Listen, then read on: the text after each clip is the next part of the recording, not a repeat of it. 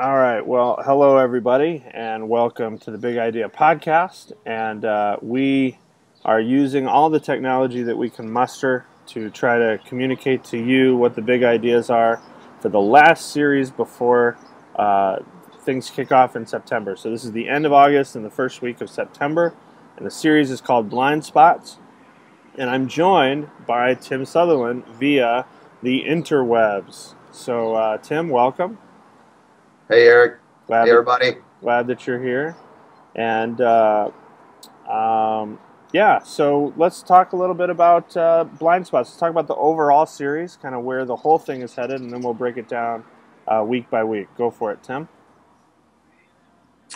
Well, first I'll start with a little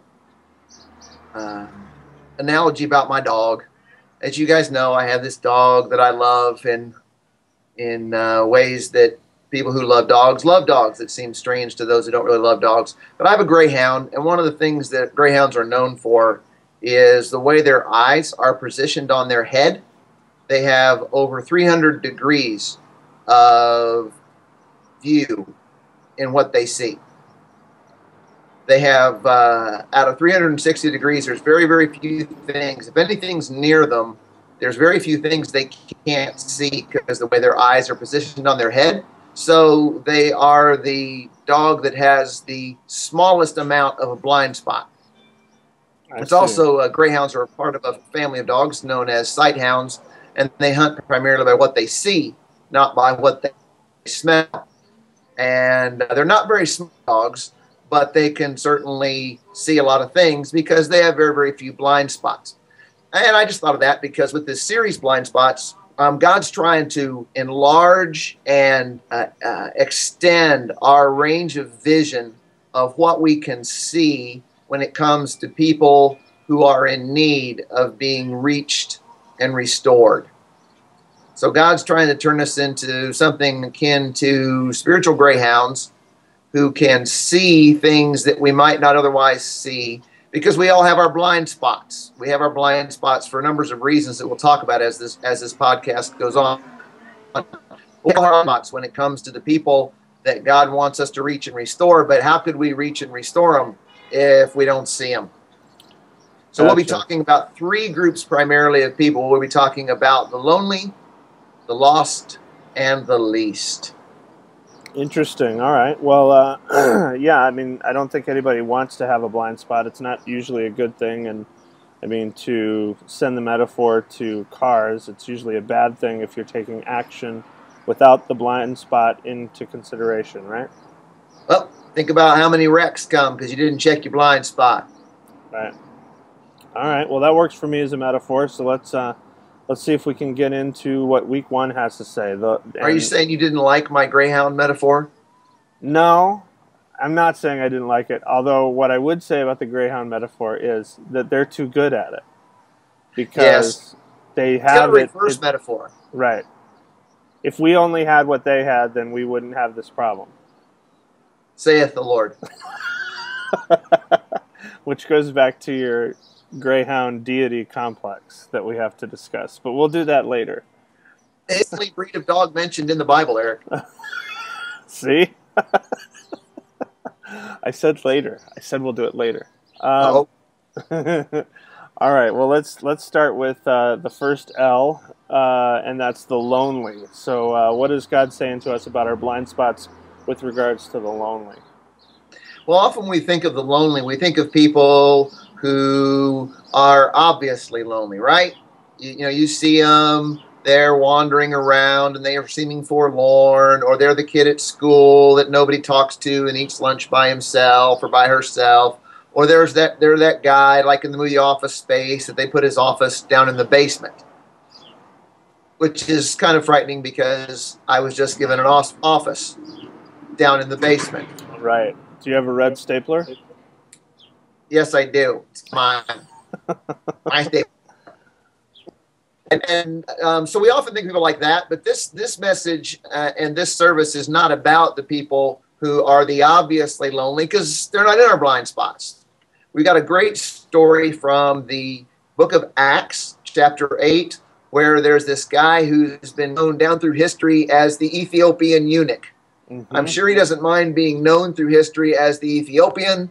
As for the eunuch part, probably not so much. Right. But anyways, he was a really, really important guy. He was like the treasurer of a whole country. He was a true big wheel. You know, the Bible talks about him driving along in his chariot, which would be the uh, first century equivalent of his, you know, BMW 7 Series driven by somebody else.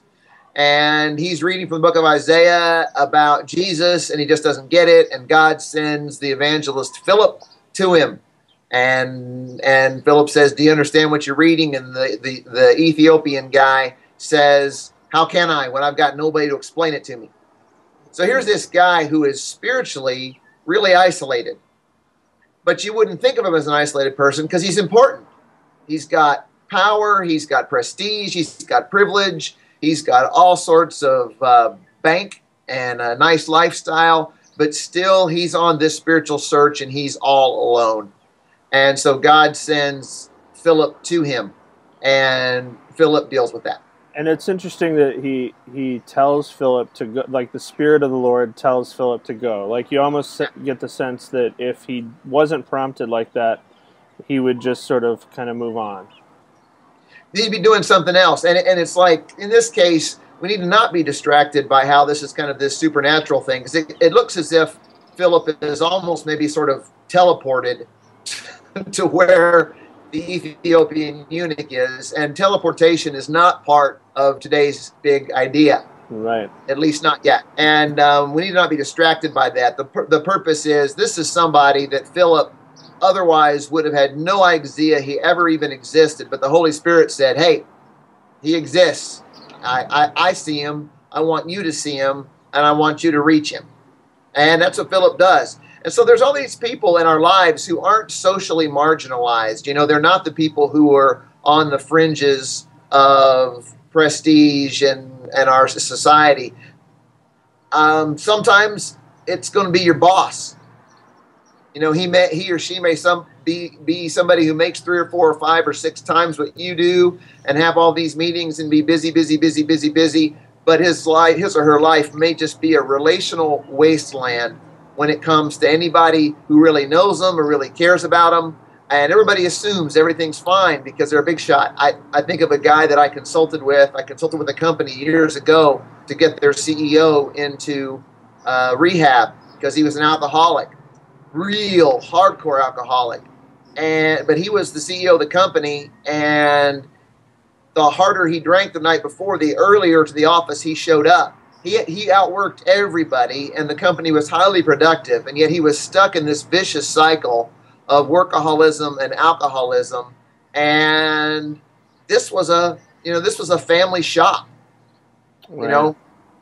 Manufacturing, lots, millions of dollars of revenue annually, and yet he was a very isolated, lonely man, and no one would have ever thought of him that way, but that's indeed where he was. And thankfully, some people around him got over their blind spot and said, "We got to help this guy. We got to get him into treatment," and that's how I ended up in the situation, helping them do that. And would you say that that the action item at the end of each of these is going to be the same or similar in terms of like the specific? So in this case, it's about the lonely. It's about the people who maybe aren't necessarily marginalized, but who are kind of isolated, and for whatever reason. But then our action item is to move towards them, to build relationship with them. Yeah, absolutely. But first you got to see them. And we're encouraging people to see the lonely in this first session, to see the lonely in their existing spheres of influence. But they don't have to be somebody who's important. It might just be the person who lives next door, who's a stay-at-home mom, who's got 3 little kids, and who feels like she would give anything. She'd give away her husband's 401k if she could have some adult conversation.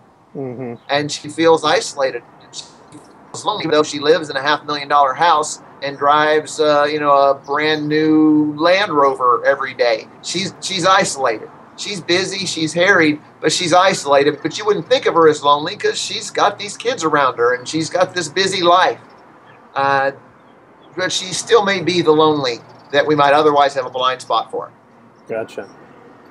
All right, now that makes a lot of sense. All right, well, I think it's I think it's a clear challenge in terms of kind of opening the eyes. I think the first week starts with that opening the eyes, and then maybe it progresses as you get sort of better at this. Maybe there's less time spent on the peeling back and more on the specific difference between the two, I guess, or the three. Yep. All right. Well, let's move on to week 2 then. Let's talk about the lost as we open our eyes and realize that there are those who are lost out there. Now, I'd say for me, like right off the bat, just the word, I think we've sort of been trained, I think, in a way as Christ followers and especially as leaders here at Community to think in terms of helping people find their way back to God. And I don't know, where is the blind spot as it relates to the lost? Because, in some ways, it feels like something that maybe shouldn't be a blind spot at all. Well, I think sometimes the blind spot is there because we have cultural pressure to just assume that if somebody is not, an avowed atheist or of a completely different faith that isn't grace-based, we have some cultural pressure to assume that a person's not. Sure. And we also have the kind of the classic individualistic pressure to really see it as the job of the church to identify the lost or to bring in the lost, and we're supposed to be just part of that effort instead of going, no, I'm called to reach the lost where I am. Gotcha. At my workplace, in my neighborhood, at my school, on my team. I think we have blind spots that are built in lots of different ways, and especially, when it comes to family. How many people have family members where you have no idea really where they're at spiritually? Mm-hmm. And I want a blind spot there. I want to be blind because I don't want to think that my dad might be lost. I don't want to think that my mom's sister is lost, or that my wife's brother is a lost person. And so I have some blind spots that serve me in terms of keeping me comfortable. So in this service, we're going to try and break through that and go, hey, let's not just assume that everybody's, going to hell in a handbasket.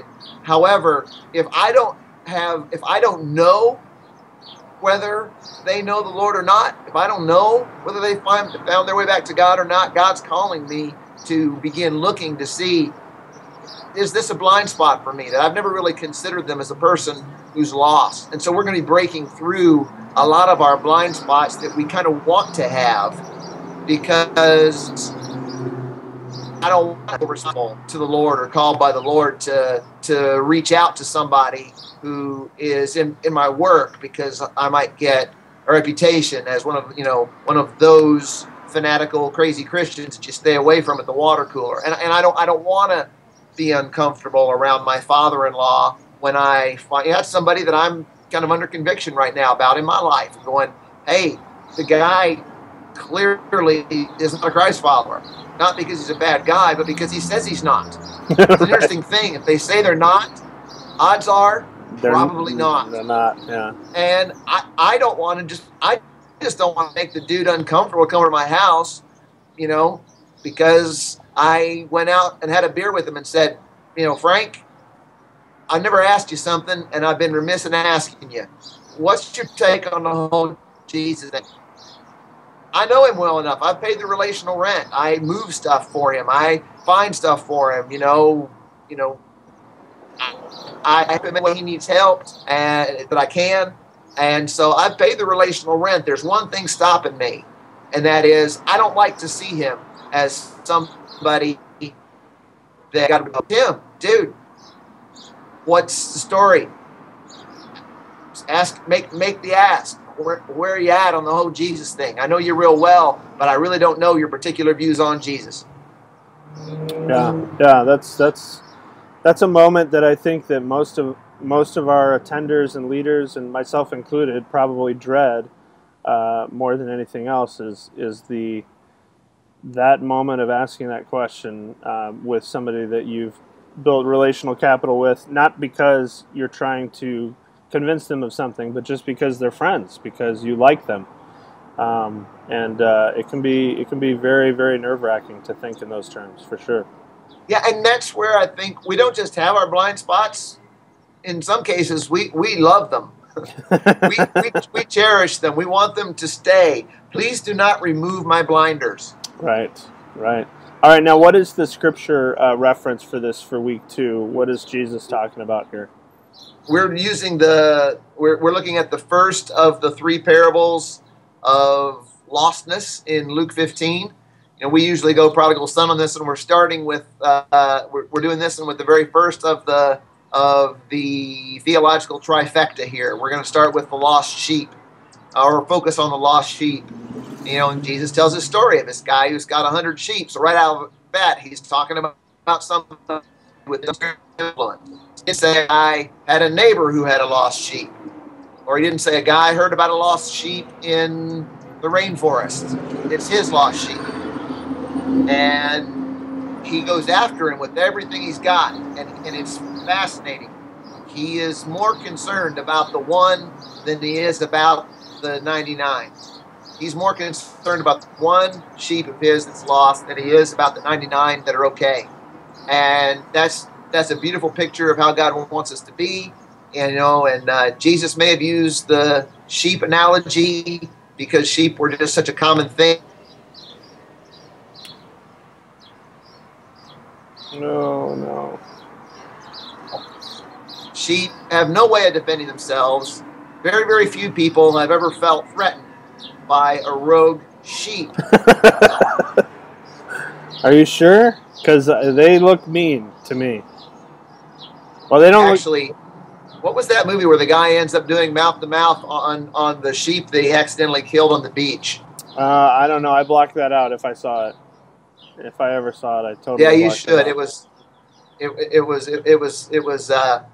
disturbing. But no, sheep are very vulnerable, and when they're by themselves, they are extra vulnerable to predators. Basically, their only protection is to be part of the flock with a shepherd, and the guy goes after him, and he's just juiced as fine when he finds sheep, and he has a party and a celebration just because he found one sheep, which, you know, to some people they'd say, well, he was stupid. He should have stayed with the 99 in the first place. So there's a kind of a holy foolishness to what he does in the first place.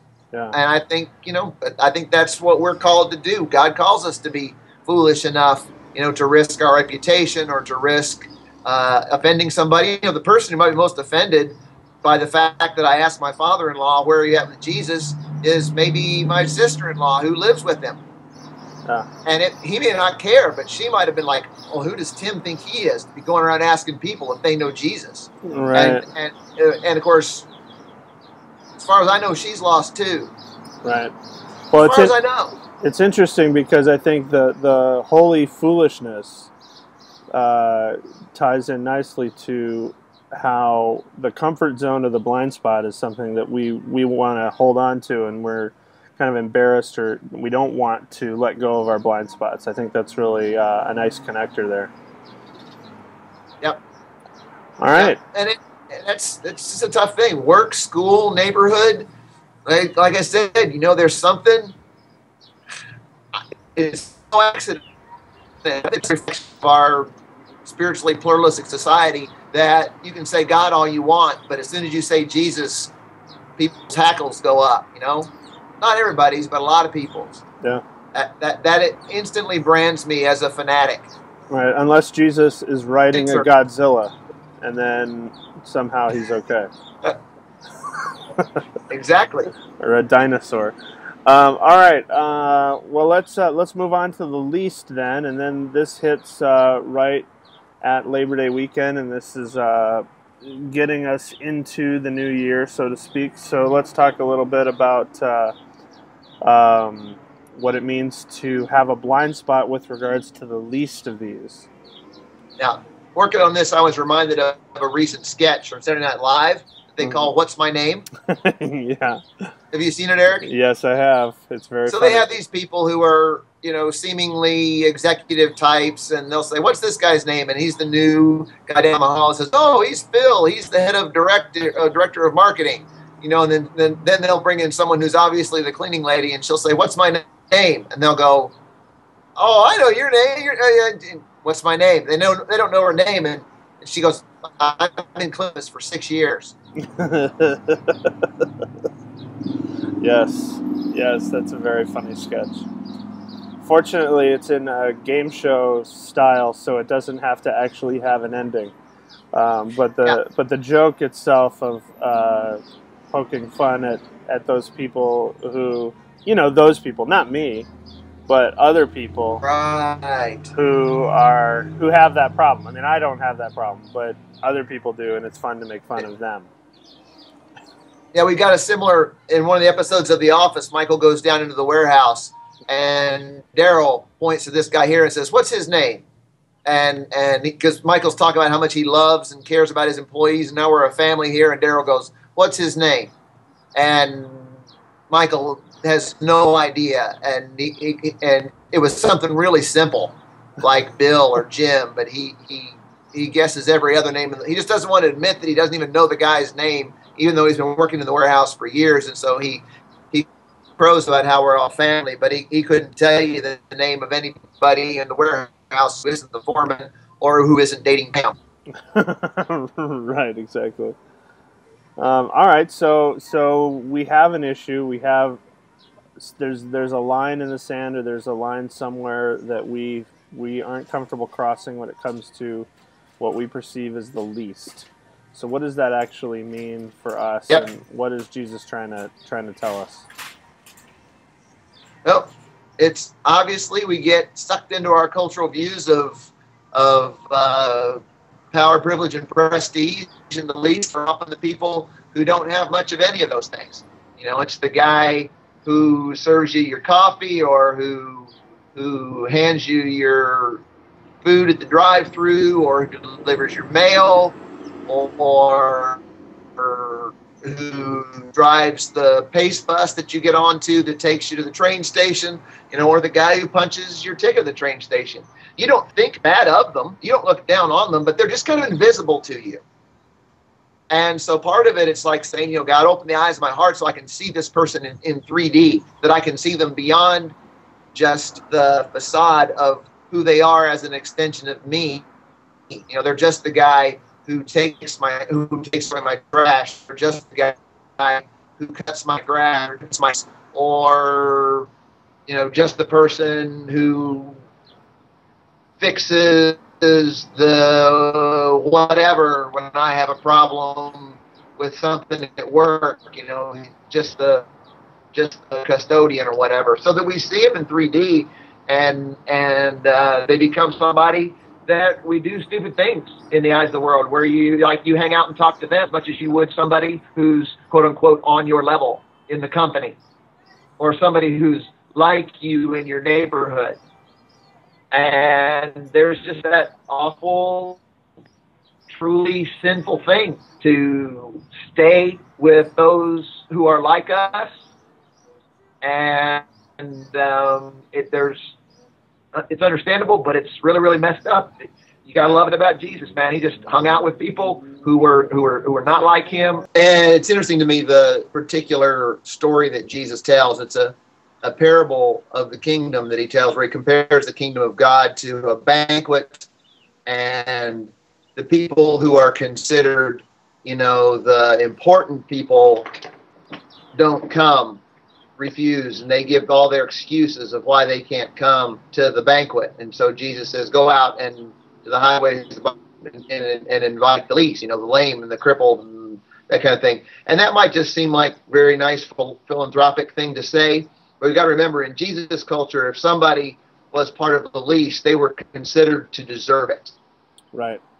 They were considered to be blind because someone had sinned, or lame because they had fallen from God's favor. And so there was this connect between, almost like a caste system. These were like almost the untouchables. and not in an Elliot Ness sort of way. The thing that interests me about that is, even though we would never say that the person who cleans toilets or cuts grass or punches train tickets is any less of a person than me, I still think I'm more of a person than them, because I make more money than them, or because I'm more educated than them, or because I have a position and a title and they don't. And I would never say it out loud, but I think unconsciously what people believed out loud back in Jesus' day about the least, I think on one level we tend to maybe have a blind spot there and not realize that we do the whole kind of caste system. We would never say they don't matter to God, but we don't necessarily want to be around them because they aren't people of status, and they aren't people that they're seen as having somewhat less value. And Jesus is trying to, just disturb and disrupt and destroy that blind spot in our spiritual field of view. Do you think, too? And he's saying, I don't want to be friends with people who are like them necessarily. Right. And I wonder, too, I think a lot of people associate this topic with some kind of goal that may be political in nature, where it's like, I want to help, so I want to fix this. And so once I've fixed it, then I don't have to deal with it anymore. And I wonder if it's about kind of pushing past the injustice issue and more into what does it actually look like to be a friend, to be Jesus to those who are in that category that we come in contact with. Yeah, this is not God's call for us to go summon. This is God's call for us to have our lives look like what heaven's going to look like. Right. Where the only thing that matters is how much somebody matters to God. Yeah. And all of those dividing lines, the Bible calls dividing lines of hostility, have been torn down. He wants our lives to be a picture of the coming kingdom. That's ambitious, isn't it? Oh yeah, I love it. I mean, hopefully it would pump folks up to go, wow, how about this for a vision for your life? Your life is supposed to be a microcosm of heaven. Right. That's a cool thing. And that's not about having a lot of money to spend on pearly gates and streets of gold. That's a social thing, and that may be as accessible as striking up a conversation, learning the person's name, vis-a-vis what's my name on Saturday Night Live, and having coffee. Right. Now the other question I have is about. And we're not condescending. Go ahead. We're not condescending. We are reaching up, not down. We are reaching up to what we are called for and what our picture of reality is about. Because our picture of reality is a world where the only thing that matters is how much they matter to God. Mm-hmm. So it's not stooping. It's reaching. It's getting on our tiptoes. Now, the question that I had is about status in society and kind of the makeup, the demographic, if you will, of our church. It's possible that this message could be heard by a demographic who might say, yeah, well, you know what? I'm in the class of people that you're talking about. And so I don't need to hear this message maybe necessarily because I'm the person who's the worker, or I'm the person who's that. How do we take the specifics of some of these details, and how do we put ourselves always in the position of someone who needs to reach out to the least of these? Well, you saying that, I think it's a great question, Eric. And you saying that reminds me of something that I learned not too long ago that when it comes to racism, that among Latinos, there's a stratification.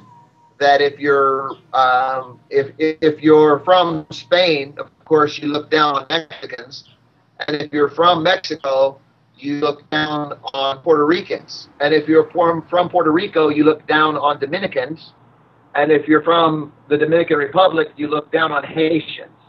Right. And then if you're Haitian, you look down on the people who are darker skinned Haitians than you. And so everybody has somebody in their life that their ungodly culture tells them is less of a person than they are. So what we'll do is we'll try our best to gently say, don't assume because you're the least compared to the people in this room that there isn't somebody in your life that isn't lesser than you in the way you tend to think about it. Mm-hmm. Because the social stratification thing is universal. I heard a line in a movie one time, I wish I could remember where it was, where somebody was saying something judgmental to somebody else, and the guy looked at him and said, hey, everybody's morally superior to somebody. And it's like, so you look down on me, I can find somebody to look down on too. And we like to think we don't look down on people, and this one isn't so much about looking down on them, it's about not looking at them at all. Right. They're invisible. They are invisible. They come in our lives as ghosts, and we don't know their name. And it's not even that we don't care about them. How can you care about someone you don't see? Right. It's the name of the series. Well, there you go. Well, I mean, I think that last week in particular maybe has a lot of dynamics that are pretty challenging. So I think it's going to be a strong weekend and a strong series. All right. Well, any parting shots? Any last thoughts on this whole blind spot thing before we say so long? Well, it's a great series to reiterate and reinforce what does it mean to be people who are called to bless. It's a wonderful blessed series. Yeah. So we'll be hitting the blessed stuff hard. Almost that's almost the action item of every week, right? I mean, you're called to bless, and then these three different categories give you some direction in terms of how to do that. Yep. Blessing the folks in your blind spots. I love it. All right. Well, thank you very much, Tim. I appreciate you taking the time and using the interwebs so that I could stay here in beautiful Arizona and enjoy the time. And I'm going to get back to my vacation now. But thanks very much for carving out this time, and we will catch you on the flip side. All right. Thank you, Eric. All right. See you, everybody. So long, everybody. We'll catch you next time.